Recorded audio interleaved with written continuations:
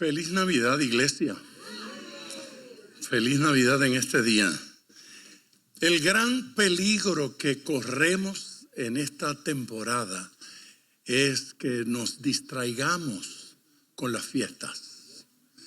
Esta es la celebración del Verbo hecho carne. Que el Hijo de Dios vino a este mundo, vino a esta tierra. Y Dios quiere que en esta temporada lo disfrutemos, lo celebremos, lo vivamos y lo experimentemos. Hay bendición de Dios, hay bendición en Cristo para cada uno de nosotros. Vamos a decirle a toda la gente que nos está viendo a través de las redes sociales, feliz Navidad. Dígale, feliz Navidad. Grato saludarles en Cristo. En el capítulo 1 del Evangelio según Juan, vamos a leer en este instante. Versículo 14, por favor. Y aquel verbo fue hecho carne y habitó entre nosotros. Y vimos su gloria. Gloria como del unigénito del Padre, lleno de gracia y de verdad. Todos debemos decir gracias, Señor. Diga gracias, Señor, por esa verdad histórica, por esa maravillosa realidad histórica. De ninguna forma permitamos que esta experiencia se diluya entre comidas y cánticos. De ninguna forma permita que esta experiencia se diluya entre árboles y guirnaldas. De ninguna manera permita que esta experiencia se divida entre colores o entre gente que quiere pelear teología contra estas fiestas. Eso es una pérdida de tiempo.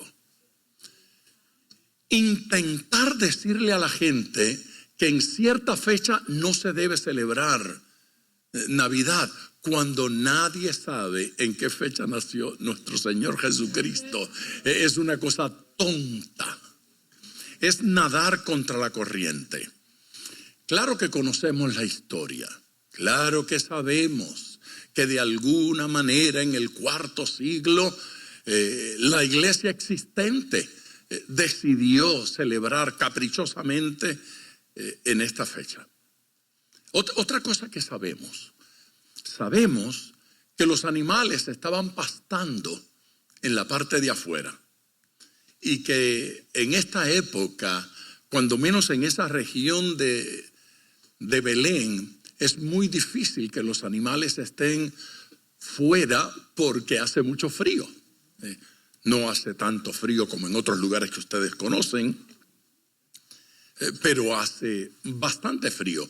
Así es que es época en que los animales están escondidos, están guardaditos, evitando que sean afectados, evitando que sean dañados por las inclemencias del tiempo. Por lo tanto, es de suponer que Jesucristo debió haber nacido en una época cuando los animales sí podían estar en la parte de afuera. Pero nadie sabe cuándo. La Biblia no nos dijo cuándo. Es una tontería pelear por la fecha. Me parece una tontería pelear a favor de la fecha. Me parece otra pelear en contra de la fecha. Otro objeto de discusión en esta época son los colores. ¿Qué representa cada color? Especialmente de los adornos del arbolito de Navidad. ¿Y cuántas religiones falsas utilizaron árboles para adorar a sus dioses? ¿O cuántos convirtieron el árbol en un dios? Eso me parece tan inmaduro como aquellos que piensan que un gato negro es mala suerte. Lo que yo sí sé que no es muy buena suerte es eso de pasar tras la escalera de un pintor. Solo por la pintura. Y peor aún si el pintor le cae encima. Llegar a creer que un vidrio roto en la casa es mala suerte. Si eso significa que alguien se puede cortar, es mala suerte. Si es que eso lo quieren llamar suerte. Pero convertir eso en uno de esos mitos que atraen fuerzas extrañas a la casa para que sucedan cosas malas es una tontería. Es decir, que hay que tirarle un manto por encima a ese vidrio para que no traiga mala suerte, me parece que es una tontería. Cuando nacíamos como iglesia, esta congregación, tuvimos que alquilar un templo, una capilla, a una iglesia de una religión histórica, una congregación histórica. Ellos acostumbran utilizar muchos simbolismos. Y entre los simbolismos, pues tienen algunas escenas bíblicas. El buen pastor y las ovejas, la foto de algún líder de la iglesia de alguna época muy especial.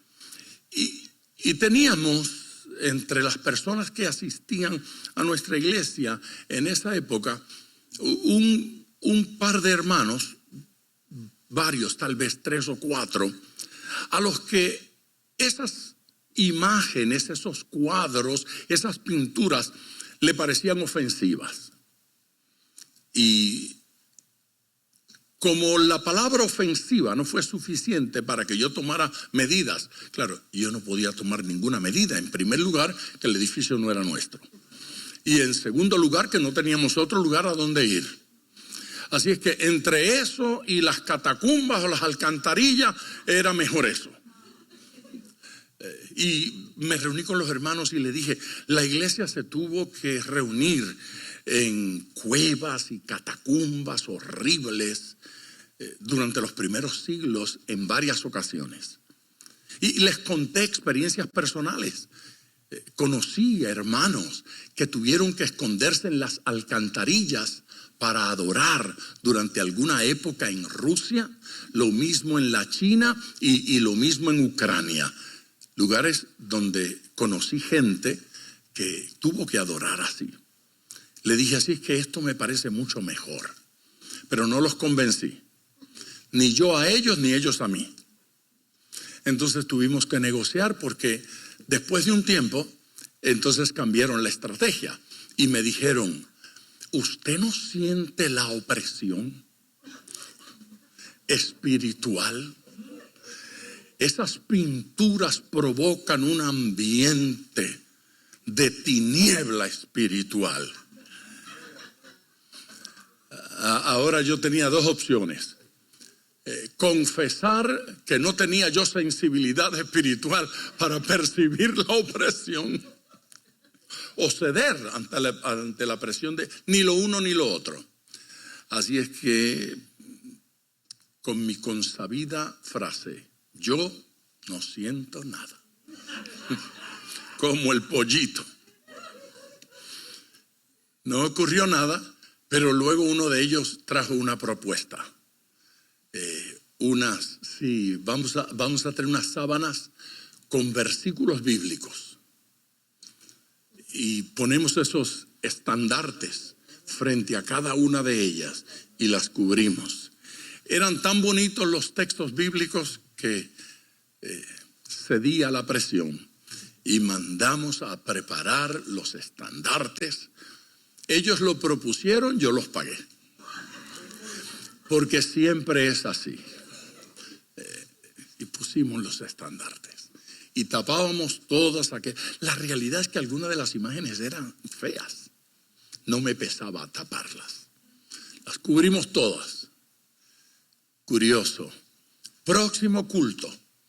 uno de ellos se acercó. ¡Qué diferencia, pastor! ¡Qué ambiente tan lindo! Hoy sí que libremente se sentía la presencia del Señor. Y yo dije, qué curioso, porque las cosas esas siguen allí. Nosotros solo le pusimos el estandarte delante, no los quitamos, no los echamos, estaban allí. ¿Cómo es que culto, servicio al Señor, se convierte en la mente de alguna gente en algo tan superficial como eso? Lo importante en este día es que Dios recibe nuestra adoración. Lo importante en esta hora es que sabemos y podemos confesar que Dios es real en nuestras vidas y que Dios es real en este lugar. Que lo que ocurrió en Belén tiene un impacto directo en nuestras vidas. Amén. Estamos hablando de la encarnación. No estamos hablando del niñito. No estamos hablando de traer un muñeco de un niñito y darle besitos y sentirnos felices. Hay gente que en este día están adorando un niño. Y hay gente que en esta época está comprometido con la imagen que le vendió la religión. Para unos, Cristo es blanquito. Para otros, Cristo es trigueñito. Para otros, Cristo es negro, ¿sí? Hay gente que adora al Cristo negro. Y hay gente que lo ve con ojos azules y otros lo tienen con ojos verdes. Y cada quien está comprometido con el suyo, con el que más le gusta. La pregunta es si eso es lo que Dios espera de nosotros. Que tengamos una imagen mental de un hombre de cierta manera para a ese adorar.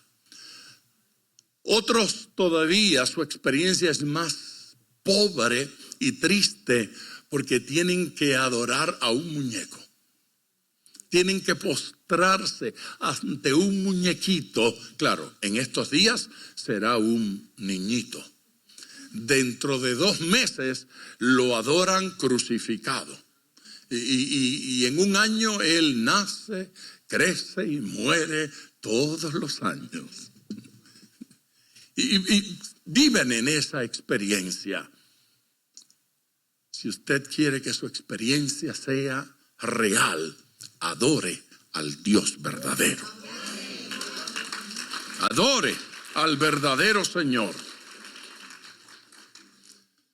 Este pasaje que hemos leído, y aquel verbo fue hecho carne. No encuentro en todo el Evangelio una frase que hable más claramente de la encarnación. Que el verbo eterno, el que nunca comenzó, se hizo carne. Si una cosa tenemos que comprender es que la historia de Jesucristo no comenzó en Belén. No comenzó en el pesebre, ni siquiera en el vientre de María. Por eso es una herejía decir que María es la madre de Dios. María fue sin duda alguna el maravilloso instrumento que Dios utilizó para que su hijo naciera de mujer, para que su hijo fuera encarnado, para que viniera a este mundo. Pero ese hijo maravilloso ha sido parte esencial de la Trinidad desde siempre. Diga conmigo, desde siempre. Aquí está hablando del Hijo de Dios. Aquí está hablando del Hijo del Dios Todopoderoso.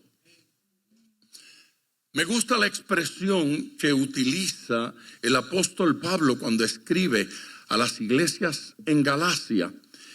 Y en el capítulo 4 y versículo 4 leemos: pero cuando vino el cumplimiento del tiempo, eso es en aquel momento. Jesucristo tenía que nacer en aquel momento, porque Jesucristo no fue un accidente de la naturaleza. Jesucristo no fue un accidente judío. Jesucristo fue el plan de Dios para la salvación de nuestras vidas. Pero cuando vino el cumplimiento del tiempo, Dios envió a su Hijo nacido de mujer. ¿No le parece interesante que el apóstol ignore totalmente quién fue esa mujer?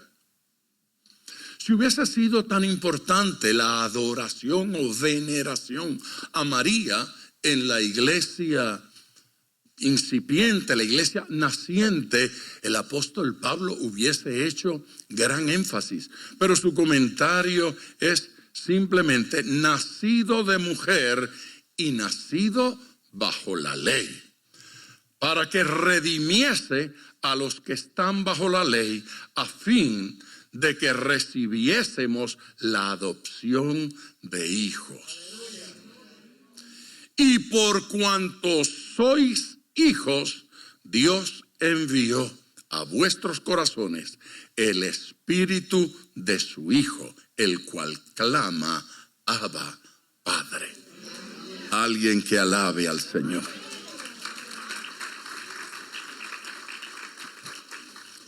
Nuestro pasaje nos está diciendo que el Verbo se cubrió de naturaleza humana.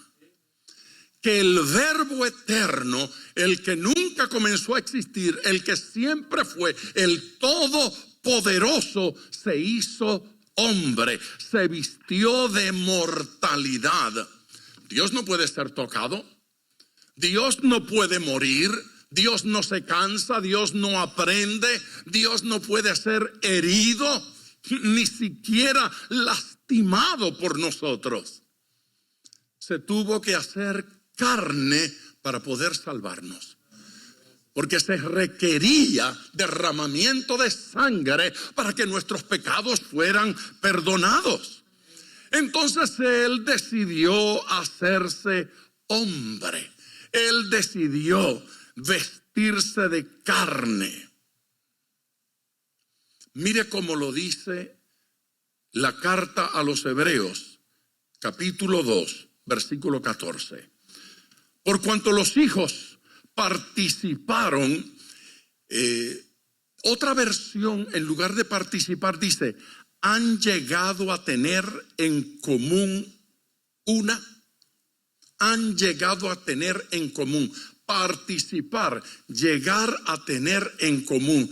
Por cuanto los hijos participaron o por cuanto los hijos han llegado a tener en común una carne o participaron de carne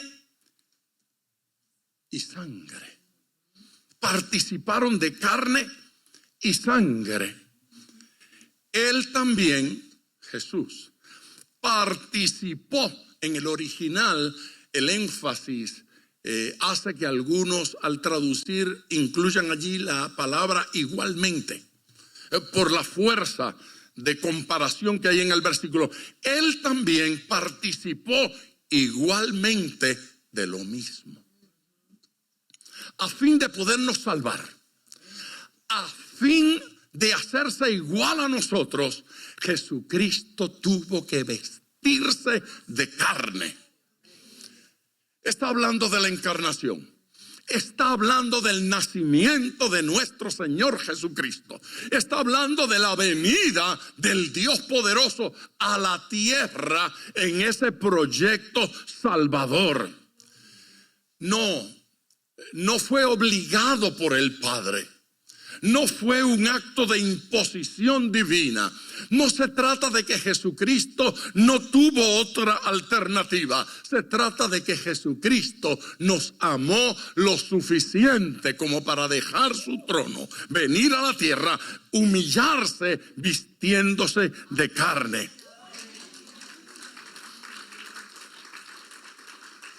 Ese vestirse de carne es vestirse de limitación. Ese vestirse de carne Es humillación hasta lo sumo. Cuando usted toma al creador del universo y lo disminuye a criatura, usted lo está humillando a lo máximo. Eso fue lo que Jesucristo hizo por nosotros. Se llama amor, y amor en la máxima expresión. Cuando Pablo habla de esto a los corintios en su segunda carne, la frase que utiliza en el capítulo 5 es: hecho pecado por nosotros. Hecho pecado por nosotros. Esa expresión hay que saberla entender, porque allí no dice que Jesucristo pecó por nosotros. La Biblia dice con toda claridad que Él nunca falló, que no cometió error, que nunca pecó, que no se dio a la tentación, pero se hizo carne y en ese sentido se expuso a la influencia del pecado. Y aunque no recibió en su cuerpo pecado realizado por Él, echó sobre su cuerpo todos los pecados que nosotros cometimos. Todos los pecados que usted cometió, los que ya cometió, los que pueda cometer ahora o los que pueda cometer en el futuro. Cada vez que leo eso, siento que debo evitar el pecado a toda costa. Eso no es para acostumbrarnos y decir, bueno, ya Cristo pagó, así es que si cometo otro pecadillo, ¿qué? Eso sería como querer lastimar a Jesús en la cruz voluntariamente. La iglesia debe amar la santidad. Debemos amar el camino en integridad. Lo que nos están diciendo estos versículos es que Él se hizo hombre sin dejar de ser Dios. Oh, cuando Él se despojó de su gloria, no se despojó de su divinidad. Jesucristo siempre fue Dios, nunca dejó de ser Dios. Él se vistió de carne, Él se vistió de pecado por amor a nosotros. Y dice el versículo, y habitó entre nosotros. No solo se vistió, sino que habitó entre nosotros. Las palabras utilizadas en este versículo se asemejan a las palabras utilizadas en el Antiguo Testamento cuando se hablaba del arca de la alianza. Es importante mirar esta expresión porque nos va a comunicar muchas cosas. Algunos traducen allí por habitar. Un término parecido es el término que se utiliza para hablar de una carpa que se coloca en algún lugar para morar allí por un tiempo. Esa habitación no es permanente. Esa habitación de la que habla allí no es la habitación de quien construye una casa permanentemente, sino de quien pone una carpa por un ratito, luego la quita para mudarla a otro lugar. Esa encarnación de Jesucristo viniendo a la tierra no es de naturaleza permanente. Él vino a la tierra a cumplir un propósito. Cumplido ese propósito, se acabó. Sobre aquella arca, la de la alianza, la del pacto, aquella en la cual habían 3 elementos. Yo tenía una conversación con uno de mis nietos esta mañana, porque en la conversación nuestra surgió el tema del arca de la alianza. Y él me dijo, ¿y qué había allí? ¿Qué hacían allí? Y le conté. Tenía 3 elementos. Y él dijo, ¿qué tenía? Y le dije, intenta adivinar. Si tú tuvieses que colocar 3 cosas muy importantes en el arca, ¿cuáles serían? Él pensó unos segundos y dijo, la Biblia, la palabra de Dios. Y yo dije, pues, yo creo que atinaste porque estaban las piedras de los 10 mandamientos. Palabra de Dios. Y le dije, ¿y qué otra cosa tú pondrías allí? Yo pondría allí algo que Dios, y esto es increíble, algo que Dios les haya dado. Y dije, atinaste nuevamente. La segunda cosa que estaba allí era el maná. Había un recipiente con maná. Y él dijo, el pan del cielo. Y yo le dije, sí, el pan del cielo. Bueno, el tercero se lo dije, la vara que reverdeció. Aunque él sí dijo alguna cosa que Dios usó. Y dije, sí, algo que Dios usó, la vara que reverdeció.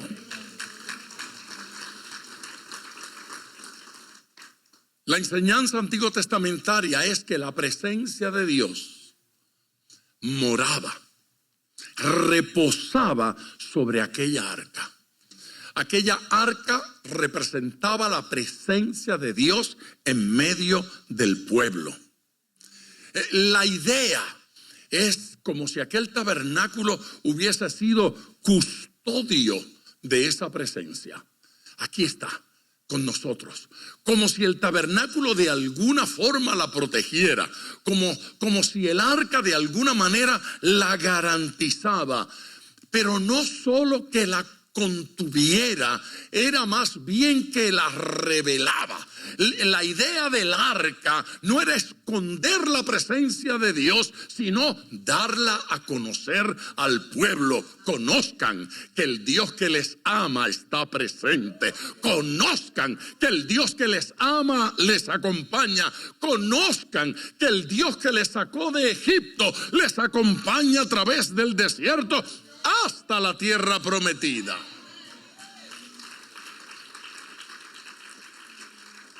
En ese sentido, el cuerpo de Cristo, la carne de la cual Él se vistió otra vez, contenía la presencia de Dios.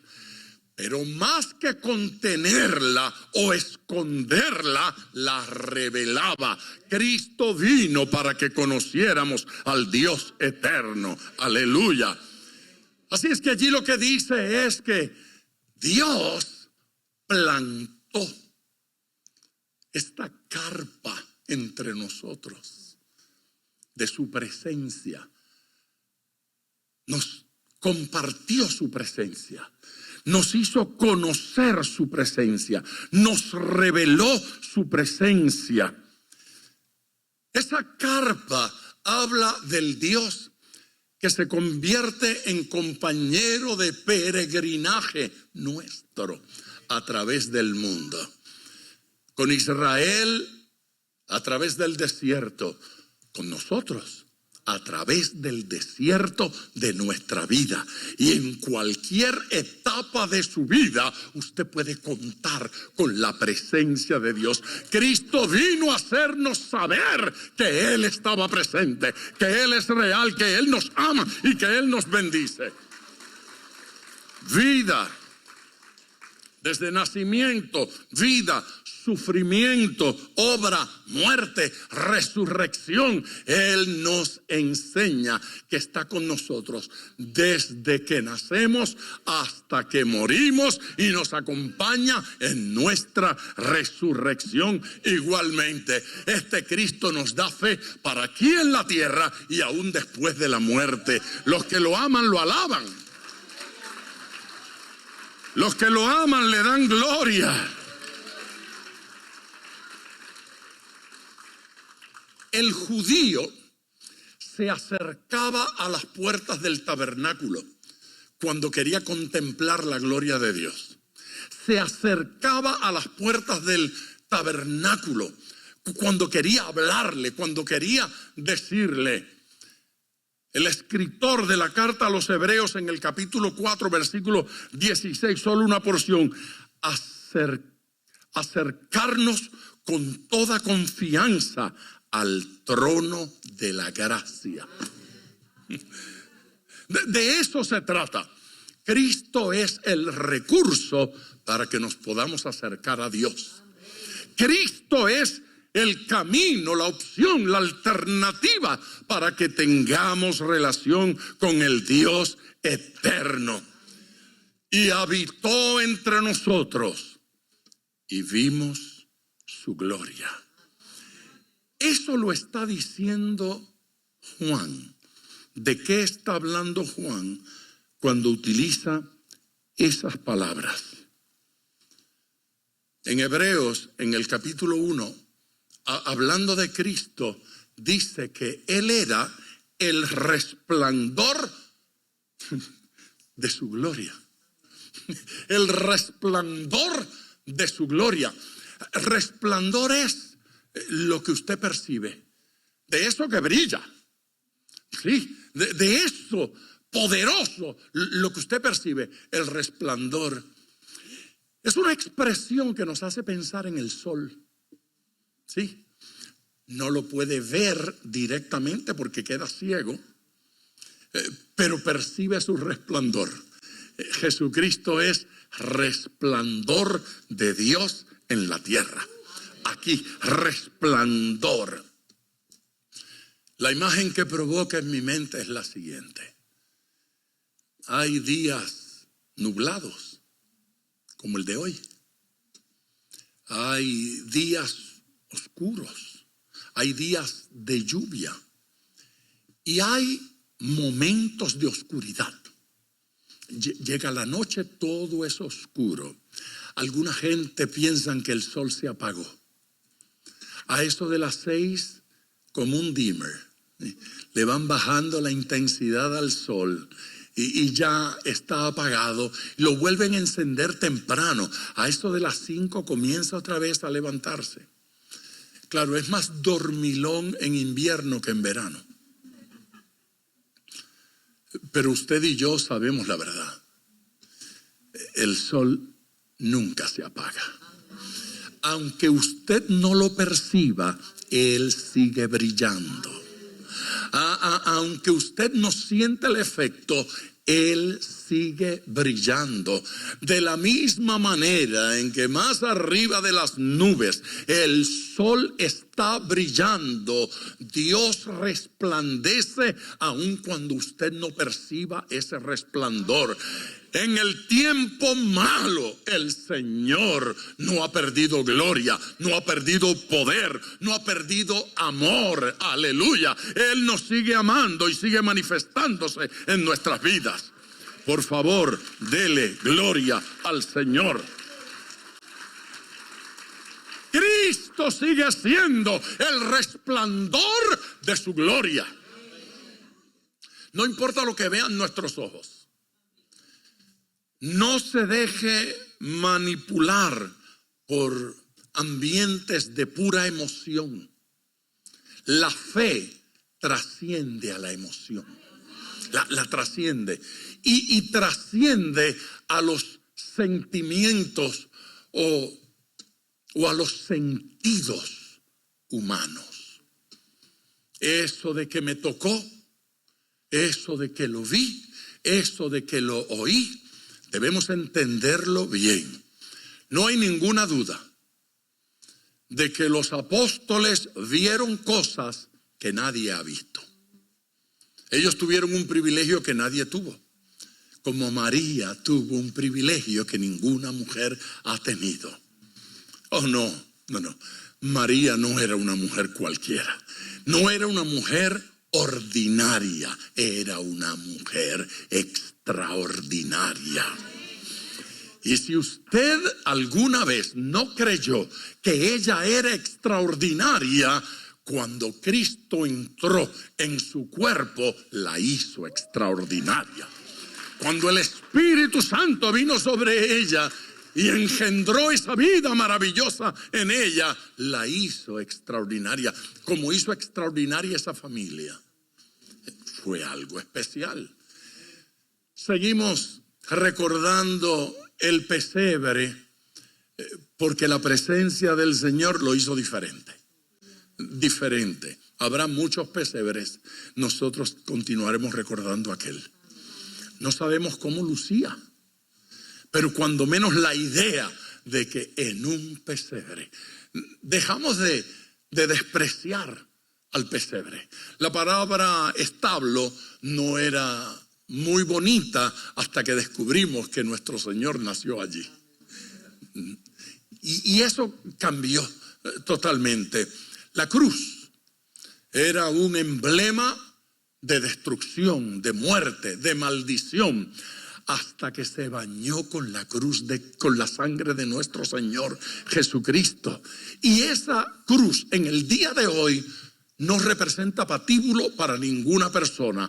Todo el que la mira recuerda al crucificado, al que resucitó de entre los muertos. Ni siquiera para los enemigos de la cruz sigue representando lo mismo.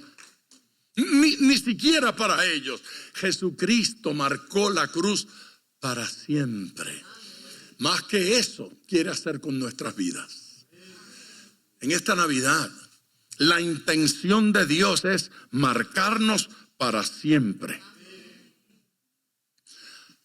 Aquellos apóstoles vieron a Jesús durante 3 años predicar, hacer milagros maravillosos, extraordinarios, marcar la vida de tantos, siendo la muerte y la resurrección el más grande de todos ellos, el más grande de todos los milagros. Pero 3 de ellos presenciaron algo que los demás no habían presenciado. Privilegio especial para Juan, su hermano Jacobo y Pedro. Esos 3 fueron llevados por Jesús a un lugar para una experiencia única. Alude a ello Juan en su primera carta, en el capítulo 1 y versículo 1. Déjeme leer desde allí. Lo que era desde el principio, lo que hemos oído, lo que hemos visto. ¿Se da cuenta?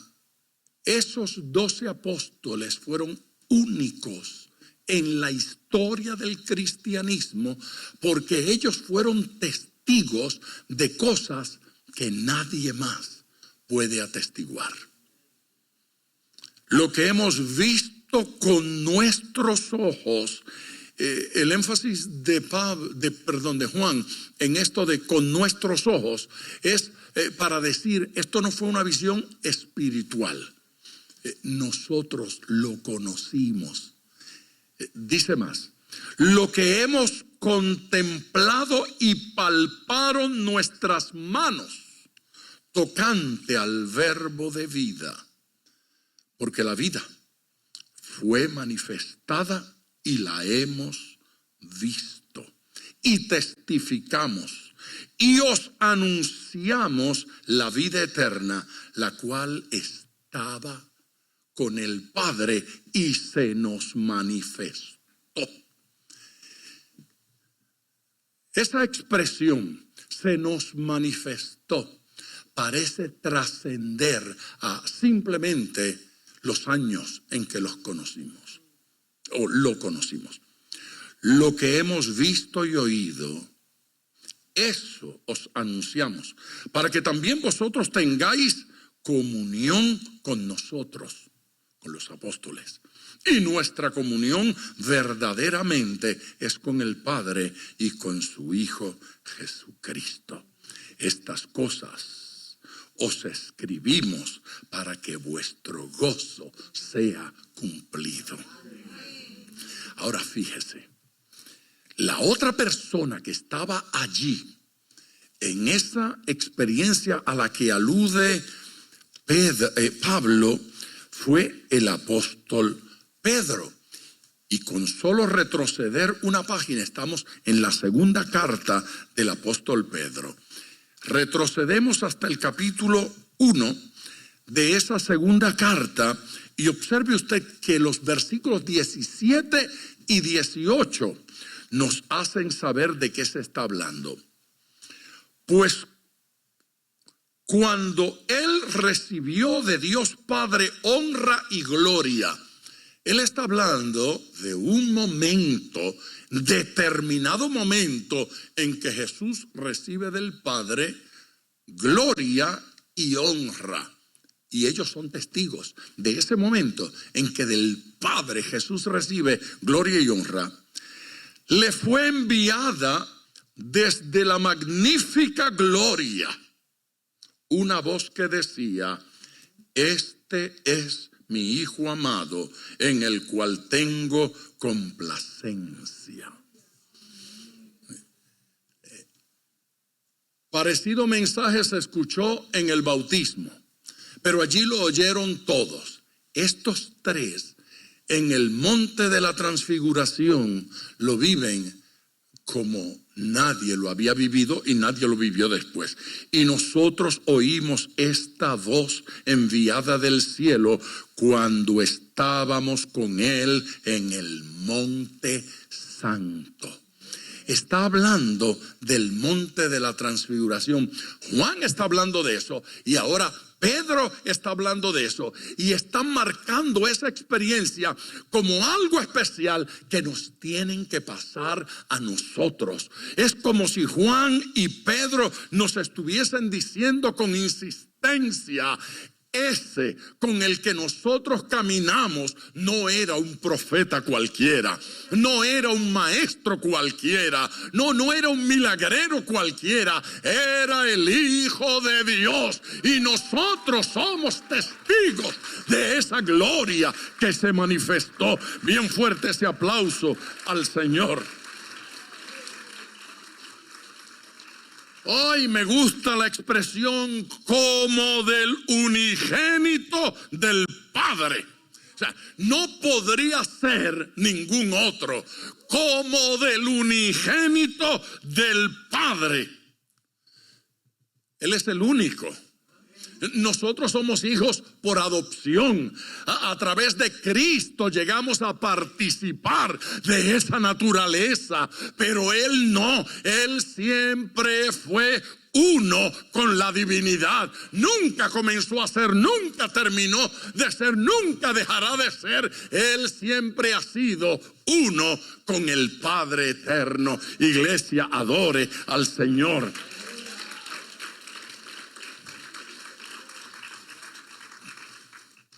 Permítame cerrar este mensaje navideño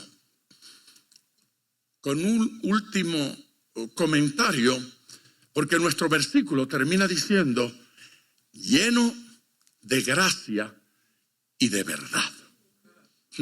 Lleno de gracia y de verdad. Mi último comentario es el siguiente: hay beneficio en conocer a Cristo. Hay beneficio en recibir a Cristo. La gran necesidad del hombre no es otra cosa sino esto: conocer, ¿no es cierto? Y compasión de Dios para con nosotros. Eso de verdad y de gracia no habla de otra cosa. Cristo es la verdad. Cristo es la verdad real. Y yo ni sé si eso se puede decir. Pero es que yo oigo de tantas verdades y daría la impresión de que cada quien pretende tener su propia verdad. Pues me parece que aquí la Escritura lo que está diciendo: pues aparte de tu verdad hay una verdad universal. Jesucristo es la verdad de Dios. El tabernáculo nos enseña la carta a los hebreos en detalle que era figura, símbolo de lo que habría de venir. ¿Sí? Todo lo del tabernáculo los animales que se sacrificaban, el altar en el cual se sacrificaban, las ofrendas que se presentaban, el sacerdote, el sumo sacerdote, cada una de esas acciones que se realizaban en el tabernáculo, y el tabernáculo mismo es toda una figura simbólica para nosotros. La parte más importante del tabernáculo era el lugar santísimo. Allí estaba el arca de la alianza. Allí estaban aquellos elementos. Allí reposaba, sobre aquel lugar estaba comprometida la presencia del Señor. El pueblo quería tenerlo en medio de ellos, esa arca, porque era protección, era bendición, era la presencia misma del Señor. Jesucristo viene a la tierra para decirnos: ustedes no necesitan un simbolismo, ustedes tienen la real verdad, la esencia misma de las cosas. Ustedes no necesitan algo que me representa, como un padre que tiene un hijo en el ejército y besa la foto. Bueno, ya no tiene que besar la foto. Dios está en medio nuestro. El Señor está en este lugar. Mire, la muerte le puede quitar un ser querido del contacto físico, pero hay dos lugares de donde la muerte no le puede quitar ni a su esposa, ni a su hijo, ni a su padre, ni a su abuelo, ni a nadie a quien usted ama. De dos lugares no puede la muerte quitarlo. Uno, no lo va a quitar de su mente y corazón. ¿Sí? ¿Usted me oyó? Usted no va a olvidar a ese ser querido. Usted no va a olvidar a esa persona. Hay un segundo lugar de donde no se lo puede quitar la muerte, y es de su futuro. ¿Usted me escuchó? Yo dije su futuro. Su futuro. Usted puede decir: se murió mi mamá, no la tengo hoy, pero no voy a olvidar que la tuve ayer, y no voy a negar que mañana, en el futuro, de seguro estaremos juntos nuevamente. Así es que fíjese, usted tiene dos realidades poderosas que deben dominar sus emociones, deben dominar su mente, deben dominar su corazón y deben dominar sus acciones. Dos verdades poderosas. Nadie me quita este recuerdo hermoso, y nadie me quita la convicción de que en la resurrección volveremos a vernos, que tendremos un futuro, tenemos un futuro glorioso. Nadie nos lo puede quitar. Viva con fe. Tenga la convicción de que le verá nuevamente. Por favor, alabe al Señor. Los del tabernáculo no tenían esperanza con nada de esto, pero Jesucristo está diciendo: olvídense del tabernáculo, llegué yo. Aquí estoy yo. Olvídense de los que me representaban. Yo he llegado personalmente para estar con ustedes todos los días hasta el fin. Él no nos ha dejado. Aleluya. Gracia y verdad. Verdad para enseñarnos. Verdad para darnos conocimiento. Gracia para tener compasión de nosotros, para interceder por nosotros permanentemente, para ayudarnos en nuestra debilidad, para consolarnos en tiempo difícil, en tiempo duro. En tiempo de necesidad no se enfríe en su relación con Dios. Todo lo contrario, sin Él, ¿cómo vamos a enfrentar los tiempos difíciles? Es Navidad, tiempo de confesar que nuestro Señor está en medio nuestro.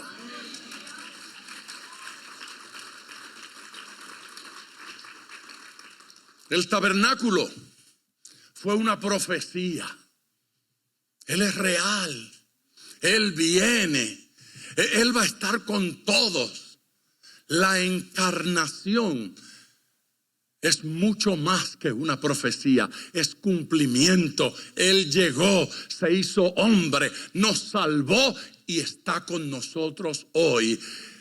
Navidad es Emmanuel, Dios con nosotros. Dios con usted. Pastor, pero necesito dinero. Dios con nosotros. Pastor, pero necesito salud. Dios con nosotros. Pastor, pero necesito orientación. Dios con nosotros.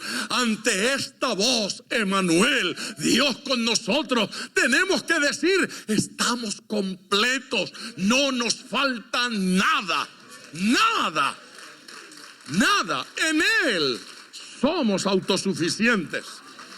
En Él no tenemos necesidad alguna, porque su presencia lo llena todo.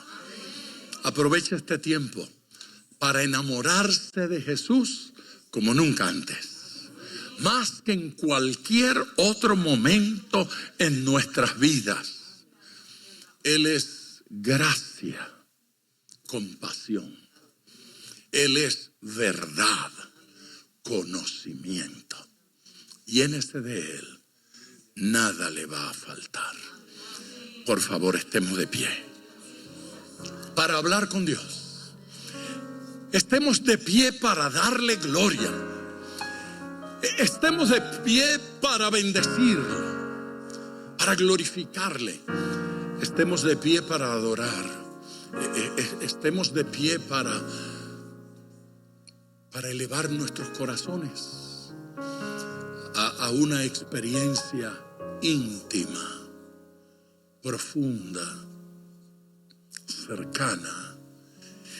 Estemos de pie para sincerarnos más que en cualquier otro momento, más que en cualquier otro instante,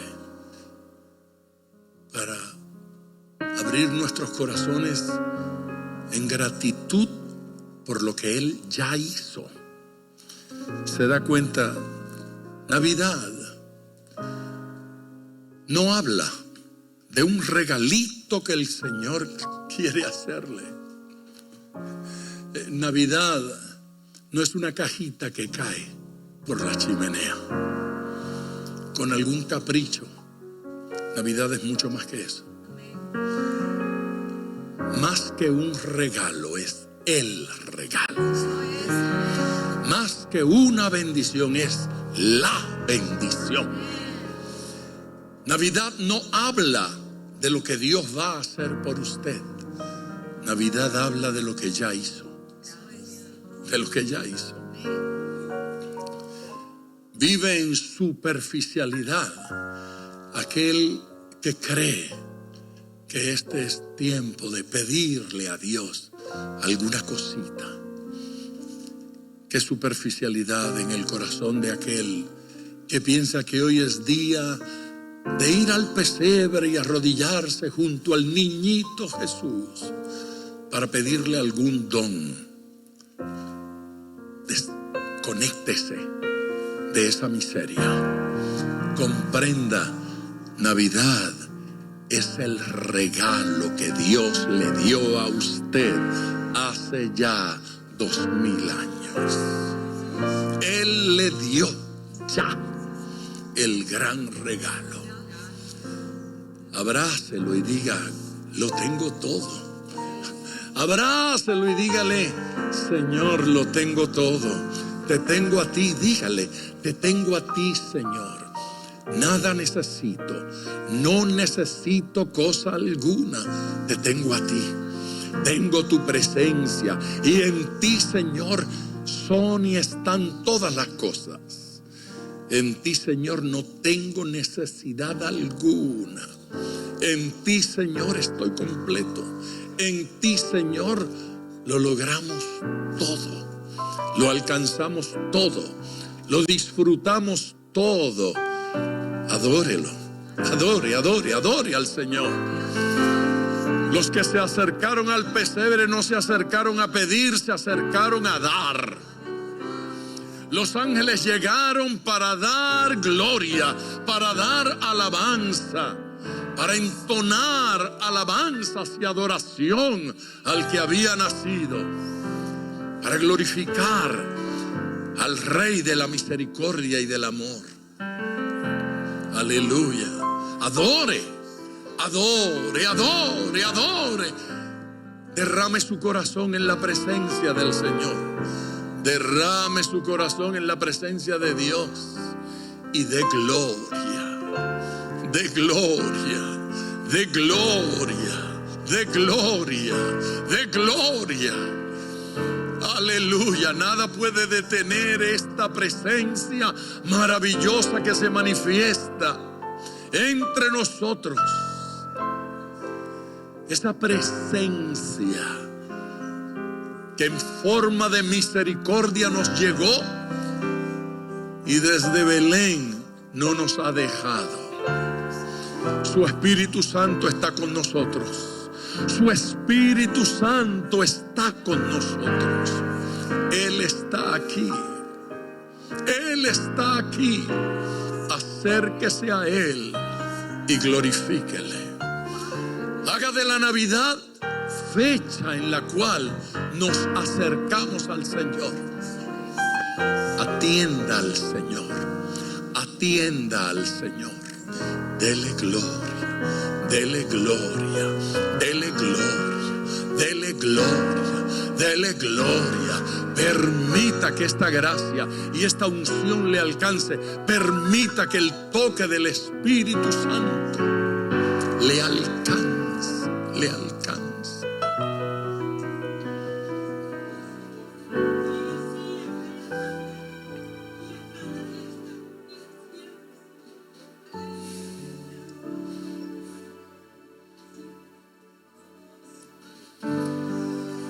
Si tiene necesidad de Cristo en este instante, dígale a Jesús: te necesito, Señor, hoy más que cualquier otro día de mi vida. Te pido, Señor Jesús, perdón por mis fallas, por mis distracciones, por mis desobediencias, por mis pecados. Y te ruego, Dios bueno, que tengas misericordia de mí y que me recibas. Dígale a Jesús: te pido que me recibas. Te pido que me perdones. Te pido que me salves. Te pido, Señor Jesús, que te hagas real en mi experiencia cotidiana. En el nombre de Jesús.